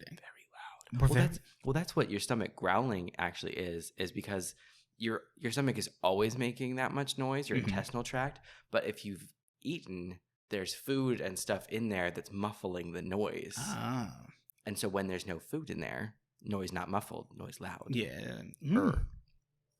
But yeah, I don't know. Like, I don't know. That's what I read. Be like a good person. Which how do you even like do that? Like, don't be a piece of shit. I learn a lot about a person from like they say this about everyone. Customer but like, service. Yes. Yeah. Like, and I'm not talking like a tip or whatever. Like, yeah, like that matters. But like, what I want to know more so is just like, how do you treat a customer service associate? Mm-hmm. Like. When you ask to speak to a manager, have to tip them or anything. I don't ever want to ask to speak to a manager. No. I have spoken to managers because they said, you know what, let me go ahead and get this. And I'm almost like, hey, I just want you to know, like, I understand I'm upset at the situation. I'm not upset at you. Yeah. And I'm like, but I am also like not going to I'm not going to yell. I said I wasn't going to get mad. Well, I have said that kind of stuff before, like when so I had that whole like the mortgage issue thing where they doubled my mortgage. Oh yeah. And so they kept like calling me about it or whatever. And I would like, it was one of those moments where I'm like, I'm so mad, but like the person who I'm talking to, any person that I could talk to about this, like with the company on the phone, is not at fault and they have no control over this. And so like, it would be those moments where they would have to like say like out loud, be like, I know that you had nothing to do with this, but I need you to know that I'm incredibly frustrated because of like this, and this. Like, so like I never yelled or anything. And you like try that. To like even like let me say my little mad spiel and make a joke. Like I need you to understand that like right. Like I gotta let this. I know this isn't you and this isn't your fault or anything, but like here's all the stuff that's wrong and here's why I'm mad. Like can you help?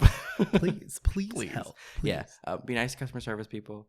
You have to be funny, but like you don't have to be haha funny.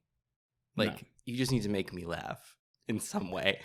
And it can just be by the way you do things. Yeah. Which isn't like making fun of you. No. It's just like the way you're doing it is kind of funny, but like I can't tell you why. Yeah. I don't need somebody cracking jokes per se. Like that's fine. But like, what? You think I crack jokes? You think that's not what I said? This is comedy. No, but that's all I mean is like, also like, I think that my humor a lot of times is more of like, bounce off of something someone else said. Like, like I don't need like. There's a reason our podcast works. Right. Like, I don't need like a stand-up set. Like, I don't need like, yeah.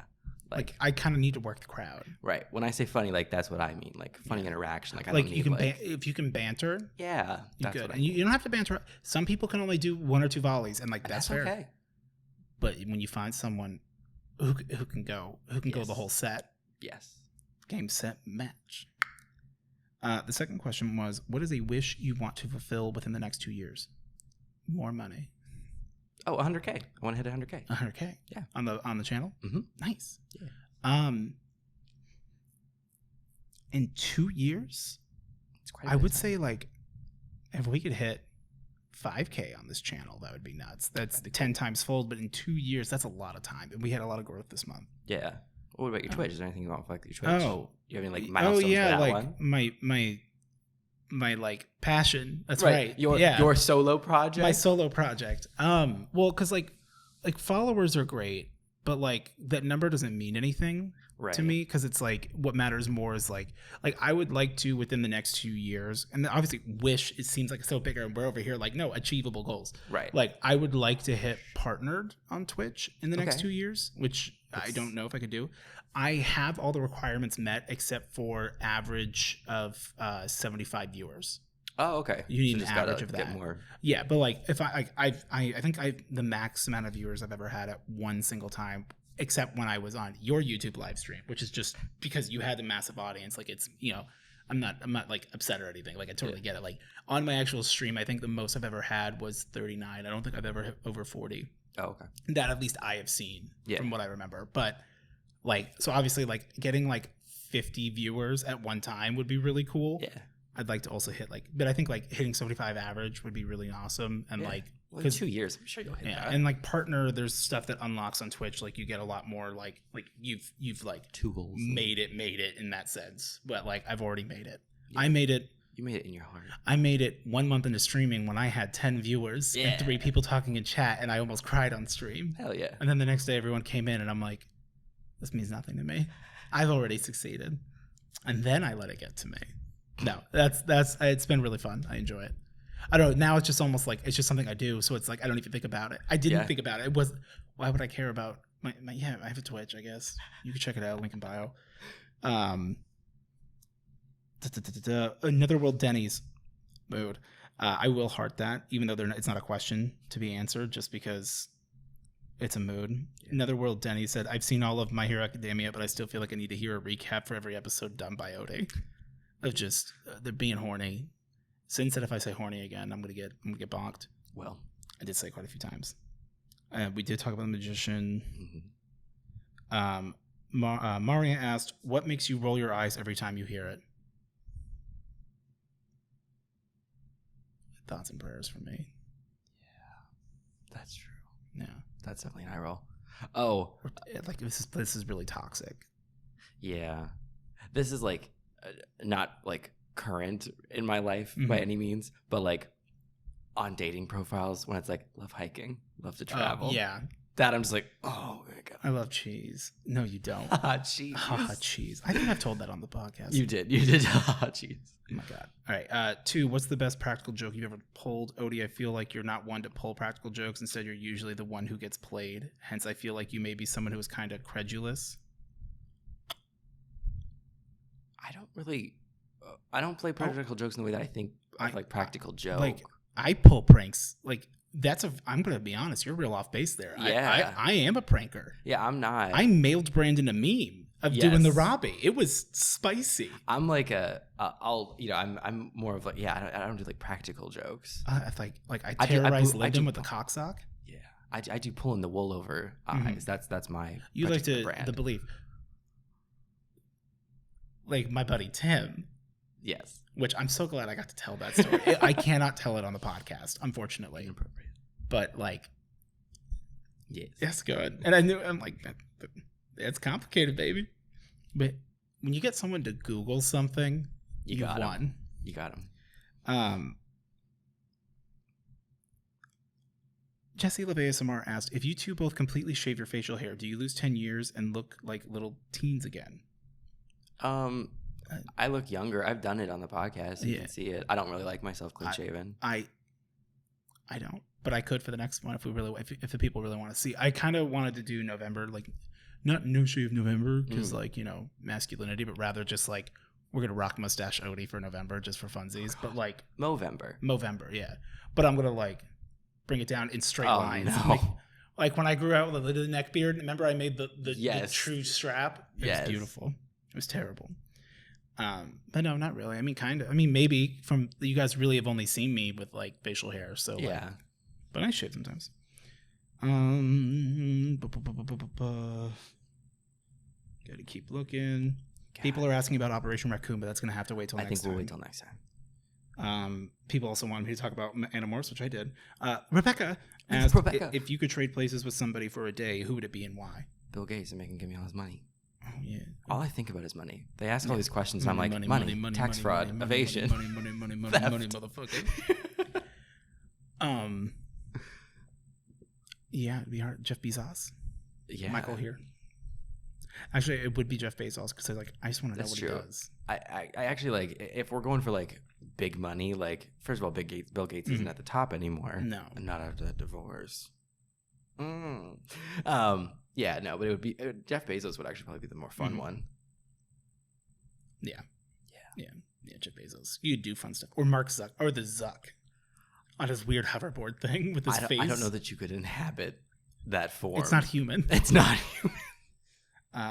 Okay. They said you have to switch bodies with another person, so I don't think it's gonna work. That's fair. Yeah. Why? Jen Never Says Die asks, why is Eric's house burdened by curses? That's concrete, baby. Sometimes shit happens concrete. And it's not great. Lots of Operation Raccoon. We'll get to it. Next time. Broken Pieces. Next time. I don't have. Broken Pieces asked. I'm not sure if this is where I post questions. It is. What is the most insane D&D story you guys have? And then what is your go-to class and race for D&D? If you guys could be any of Eric's characters, would you be? You only get 2. And even then, we'll have to play. Well, yeah, but the characters, I don't know. I don't watch. I'd be Zeke. I'd be Zeke because I am Zeke. But like in terms of insane story, I mean, I play a lot more D&D than you do, but correct. I do think it's not insane. But the dumbest shit was when we played with Melissa as our DM. I was Welby Rock Barrel, and I forget who you were playing as. Emerald. And we like this is our first we're playing the starter set. This is the first time we had ever played, or at least that I had ever played. We go into the cave, and there's the goblins. It was the first time I ever played, too. Like, we were all, like... I think Melissa had played before, and that's why she DM'd. That was the whole thing. And we're Brandon. Yes. And, like, we were using, like, pitons and stuff, which, when you've never played D&D, those are the best people to play with, because, like, they do the most weird, off-the-wall shit, because they're not, like, seasoned. Yeah. And if you remember, you know what part I'm talking about, right? The hole, the pit. Why we didn't hit level 2. Oh yes. Oh my god. So there was like we go through all this stuff with like these like goblins and stuff, and we're in this cave, and then there's like 10-foot like drop, and in the in the guide for the adventure, it literally says, you know, if they just, you know, climb down or jump down, whatever, it's 10 feet. It's not, you know, it's not going to kill them. Mm-hmm. Like they hit level 2 as a milestone. Right. That's like the signal. We spent 45 minutes about this hole because she was like, how do you get down the hole? And it was like, or like down like the drop, the cliff. Yeah. And it was like, well, fuck. Well, so we thought it was something. So we're like, we're checking for traps. We're throwing small rocks. And like trying to like say like, I throw it at this area to see if it's trapped. Right. No, I think it was like a 5-foot dip that was just like 5 feet. Like it was just literally like there was just like a break in the thing and you just had to jump over it. Yeah, it was if I recall correctly, it was like a cave, and then there was a hole that you were literally supposed to jump over. Yeah, and that was it. And we're like, it's not just a hole. It's not. It's never. And like I said, it's maybe 5 feet deep at most. Like right, because we're asking, we're like, how deep is it and everything, and then we're checking, we're like, I'm gonna drop a rock in here. Like use it. Like we're looking up like what items are in all of these packs, like to figure out. Yes, like, I'm going in. I'm like ball bearings. I'm like, what are all these things I can do? Like a history check. Can I do a history check on the hole? Like I'm doing anything. And she's just sitting there going, what the fuck is happening? And she's just like, you don't know anything about the history of this hole. I'm like, fuck. And then we finally like said, fuck it, we'll just go over and see what happens. Well, if I recall correctly, we had you go across first and we tied a rope around your waist. And we didn't let me cross so that I could hit level 2. Right. And like I'm like holding the other end of the rope or whatever, and then we finally get across and she's like, you're level 2 now. It's like, let's go. And then there was like when I tried to befriend the wolf, and then the wolf died, and I spent 4 turns just crying. Mourning, yes. in the heat of battle. Yes. It was a good time. That's as close as you're gonna get. Yes. Sorry, because we're just kind of getting short on time. But ask you other questions again, and we'll do it. Yeah. So that's the only thing. And if a lot of times if we've already answered it before, we'll like skip through it. But that's just kind of whatnot, because we try to keep this bad boy under 2 hours. Yes. And I'm a little nervous. We'll ride that fine line at 159. You're right. Speed run.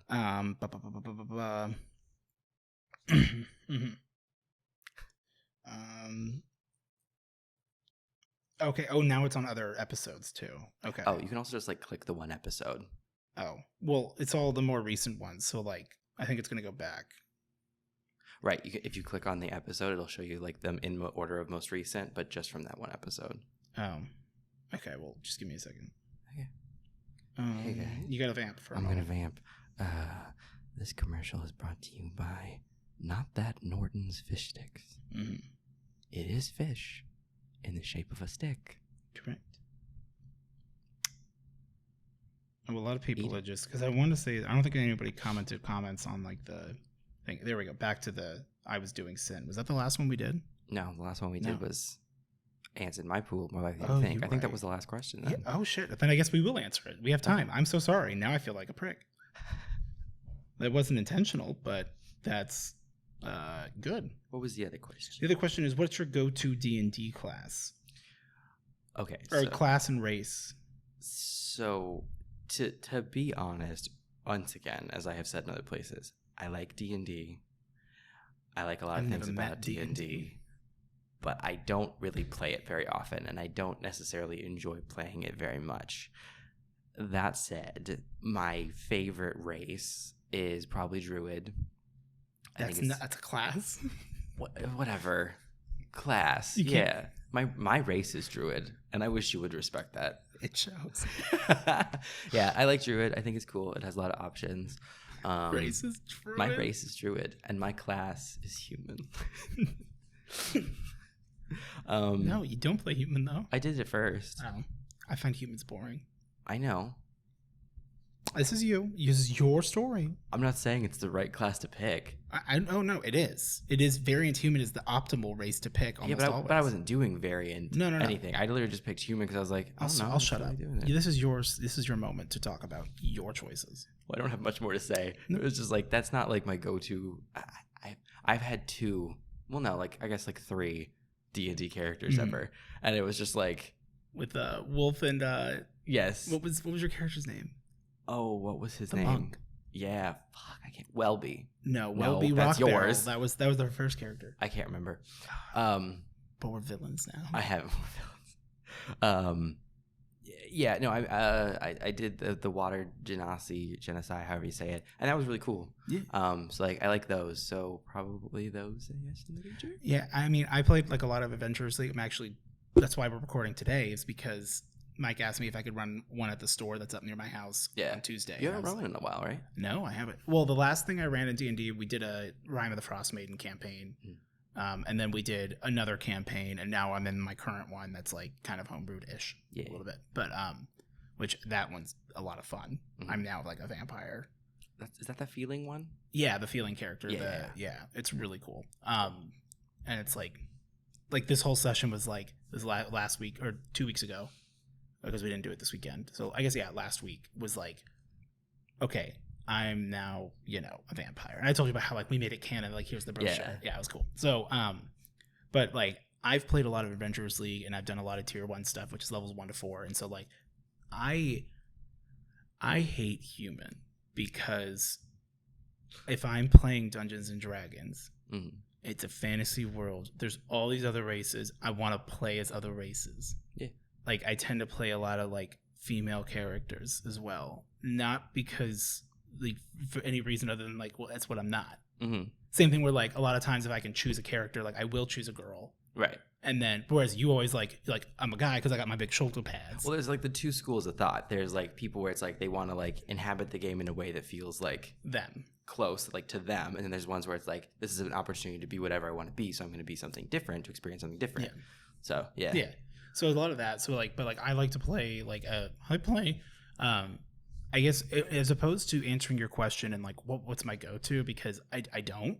Yeah. I have a lot of characters I could go through. I'm not logged into my D&D Beyond on my phone, but like I could go through and be like, I could tell you all of these characters, what they are, like not like backgrounds. I don't make backgrounds for my characters for the most part. Their background gets made as they play. Mm-hmm.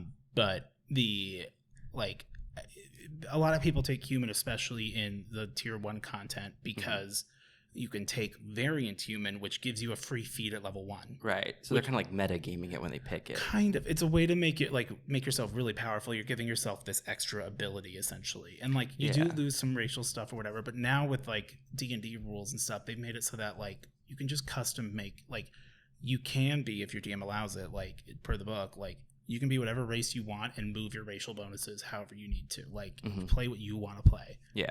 And like don't, because it's like stop picking a class because of what they get. Right. Versus that was kind of like just like a big push of 5th edition in general, right? Was to make it more accessible. Yeah, but now what like Adventurers League in particular is where like that rule comes in of like Tasha's did it actually. Tasha's book came out because it is like no, like sometimes like depending on what you want to do, like a half-orc barbarian fighter multi-class is way more powerful than like an elf barbarian. Like just purely based on like the criticals and stuff that they get, the synergies, which like is great. Like it's really fun to play a powerful character, but it's also really fun to play a character that's kind of unoptimized. That's weird, but like there's something, you know. They're not great. Like we rolled for stats in this game that I did where I'm a tiefling endurant, which is like a feelings based class. I do not have proficiency with any weapons.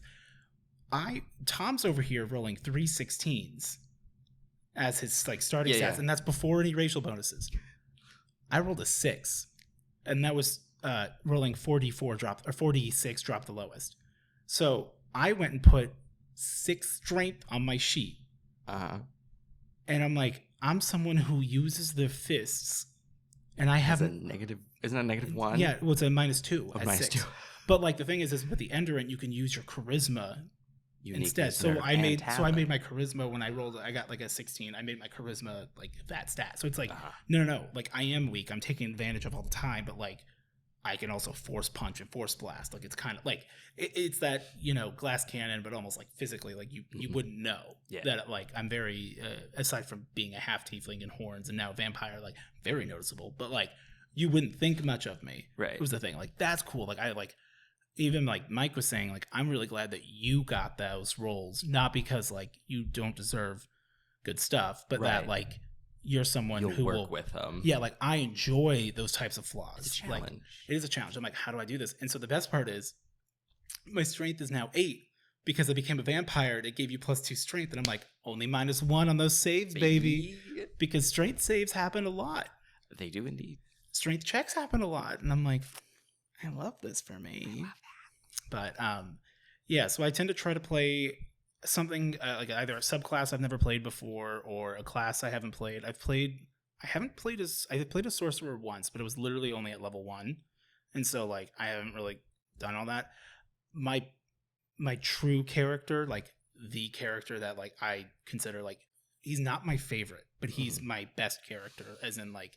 We played him level 1 to 20 in Adventurers League. He's like fully legal and is overpowered and broken.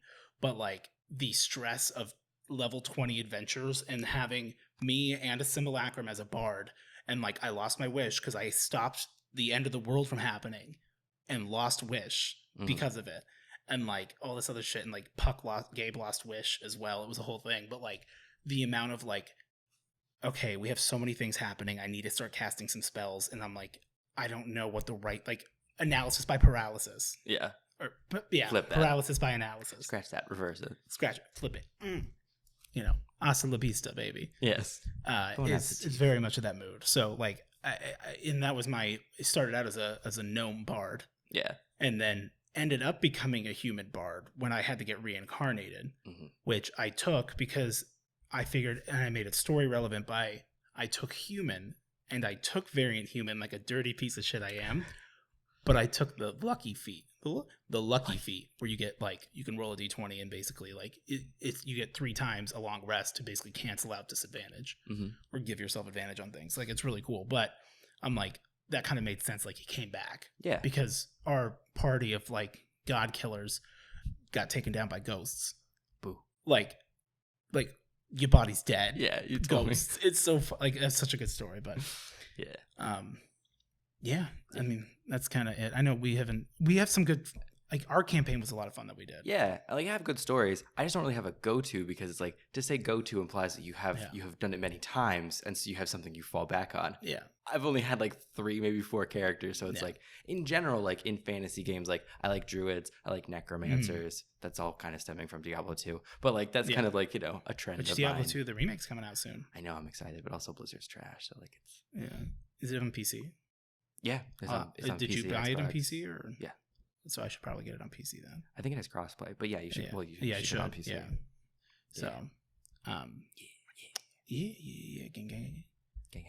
Yeah, no, I always like playing archers, but like I also never want to. But I also don't want to play archers. And I never do archery in any game, like RuneScape, D&D. Anything. I want to punch. Archery. I want to hit things, but like my heart always wants to play like a ranged character. Right.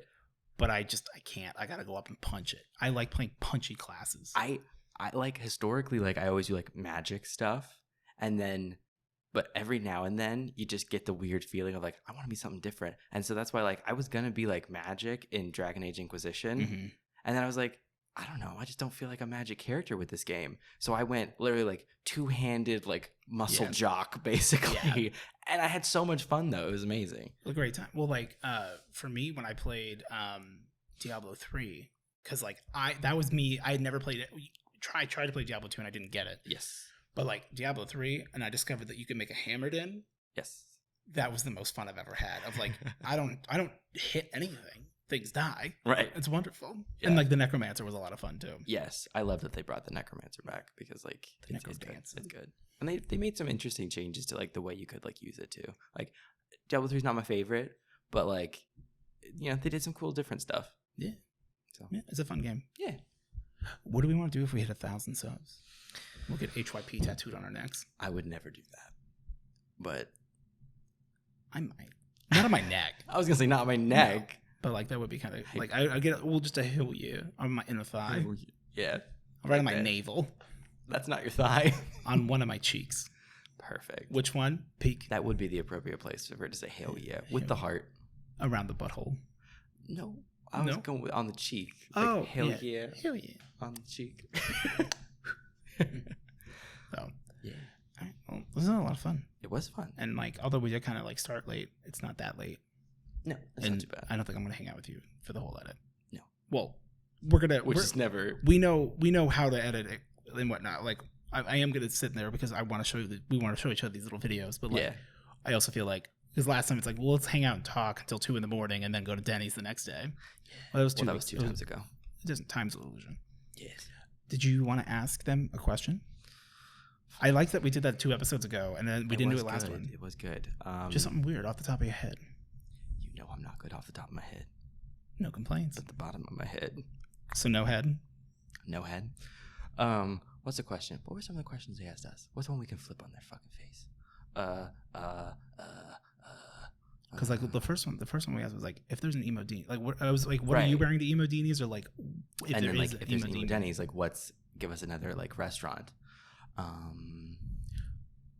have a good one, but you're gonna have to follow up with one. Okay. What disappointing orchestra show do you think we should go to, or that you want to like you make one up like.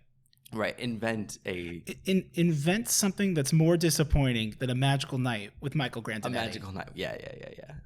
Oh fuck! What was something else that we talked about? What's your response to Chris Angel Mind Freak? Would you let Chris Angel Mind Freak into your mind? Oh no, I want to know what's the thing that like my Sam's Club cookie that I don't ever want to have again. What's yours? What's your orange chicken from Panda? Yes. In downtown Phoenix specifically. What's your cookie? What's your orange chicken? Yeah. Orange chicky. Orange chicky. What's your orange chicky nugget? Is this nugget cookie Nugget for for me? me. All right. Thank you. And we'll do a little edit where it goes. I We're not won't doing do that edit.